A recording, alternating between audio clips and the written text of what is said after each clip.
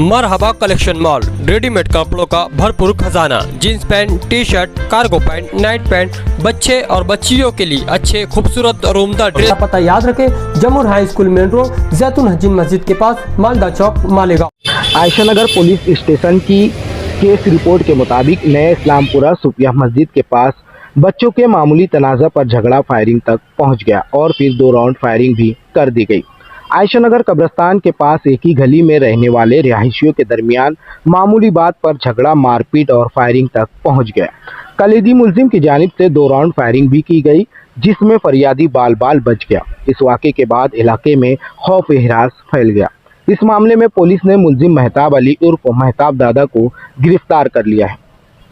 बच्चों के झगड़े की बुनियाद पर तनाज़ा खड़ा करते हुए मुश्तबा मुलजिम मेहताब अली ने तकरीबन 10 से 12 अफराद को जमा किया और दोनों हाथों में पिस्तौल लेकर फरियादी लहीक अहमद मोहम्मद कामिल की जानिब 2 गोलियां चलाई। खुशकिस्मती से फरियादी नीचे झुक गया, जिसकी वजह से उसकी जान बच गई। इसके बाद 10 से 12 मुश्तबा अफराद ने लातों और घूंसों से मारपीट की और फरियादी के घर में जबरन दाखिल होकर घर में भी तोड़फोड़ की। इसी दौरान एक मुलजिम ने दोनों हाथों में तलवारें लहराकर इलाके में दहशत फैलाने की कोशिश की। यही नहीं, घर के बाहर खड़ी मोटरसाइकिल को भी नुकसान पहुंचाया गया।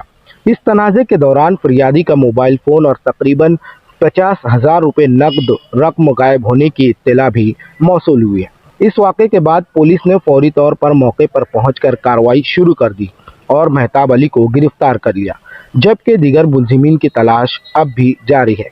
इस मामले में आयशा नगर पुलिस स्टेशन में BNS की दफ़ा 109/2, पुरानी 307, 333, 324/4, 115/2, 189/2, 190/4, 191/2, 191/3, 190 भारतीय हथियार कायदा कलम 3-4-25 महाराष्ट्र पुलिस दफ़ा 37/1-3 की खिलाफ वर्जी 135 के तहत मुकदमा दर्ज किया गया है।